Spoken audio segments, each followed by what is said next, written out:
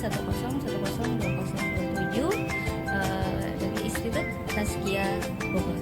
Nah, sekarang saya akan menjelaskan atau memaparkan terkait dengan mudharabah dalam fikih muamalah.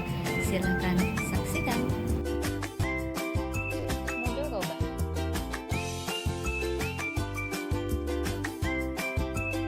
Mudharabah adalah persoalan atau kerjasama antara dua orang dalam suatu perdagangan atau bisnis. Modal atau investasi finansial dari satu pihak, sedangkan tenaga dari pihak lain, dan mereka menyepakati persentase tertentu dari hasil keuntungan yang diperoleh.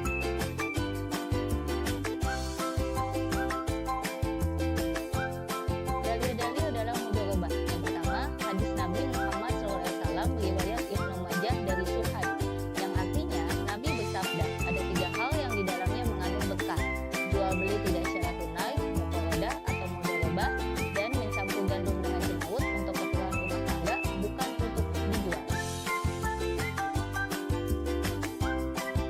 Hadis yang kedua yaitu hadis Nabi Muhammad SAW riwayat Tabrani, yang artinya Abbas bin Abdul Muthalib jika menyerahkan harta sebagai mudharabah, ia mensyaratkan kepada mudharibnya agar tidak mengarungi lautan dan tidak menuruni lembah, serta tidak membeli hewan ternak.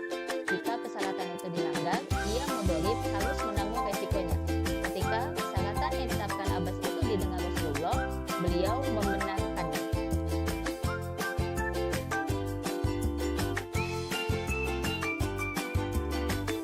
Berikutnya syarat dan rukun mudharabah. Yang pertama, penyedia dana atau sahibul mal dan pengelola dana atau mudharib.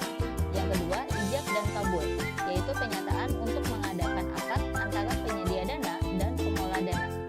Yang ketiga, modal atau mal, sejumlah uang yang diberikan oleh penyedia dana kepada pengelola dana untuk tujuan usaha.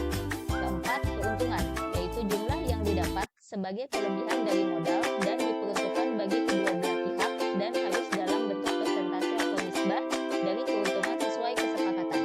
Yang terakhir, kerja atau usaha, yaitu kegiatan usaha dilakukan tanpa ada campur tangan penyedia dana, tapi memiliki hak untuk melakukan pengawasan.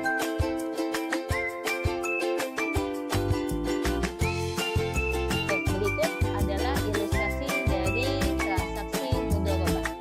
Membuka usaha bakeri. Setelah menghitung perkiraan modal awal dalam usaha bakerinya, memerlukan modal yang cukup banyak. Uang yang dimiliki Erli tidak cukup untuk dijadikan modal dalam usaha bakerinya. Akhirnya, untuk menutupi kekurangan modal yang dibutuhkan, Erli memutuskan untuk meminjam dana kepada bank. Erli meminjam kepada pihak bank sebesar 100 juta. Bank pun meminjamkan seperti yang diminta untuk digunakan modal usaha. Setelah kedua belah pihak mencapai kesepakatan, keduanya menggunakan akad mudharabah, di mana Erli mendapatkan keuntungan sebesar 60% dan pihak bank mendapatkan keuntungan 40%. Setelah itu, keduanya menandatangani persetujuan dan Erli pun diberikan pinjaman sebesar 100 juta. Pada usahanya di bulan pertama, Erli mencatat bahwa usahanya telah memberikan keuntungan sebesar 10 juta per bulan. Hingga pada akhir tahun tercatat bahwa Erli mendapatkan keuntungan sebesar 120 juta. Setelah usahanya berlangsung selama 1 tahun, seperti yang disebut dalam perjanjian, Erli terus menyetor uangnya kepada bank melalui tabungan mudharabah. Erli pun dapat mengembalikan uang yang dipinjam beserta keuntungan pada bank, kemudian dilakukan pembagian hasil yang besarnya sesuai dengan perjanjian yang telah disetujui. Jadi, dari keuntungan 120 juta selama 1 tahun, Erli memperoleh keuntungan 60% sebesar 72 juta dan bank memperoleh keuntungan 40% sebesar 48 juta. Erli mengembalikan total pinjaman ditambah keuntungan untuk bank sebesar 148 juta.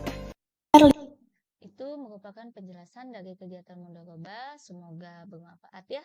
Terima kasih. Wassalamualaikum warahmatullahi wabarakatuh.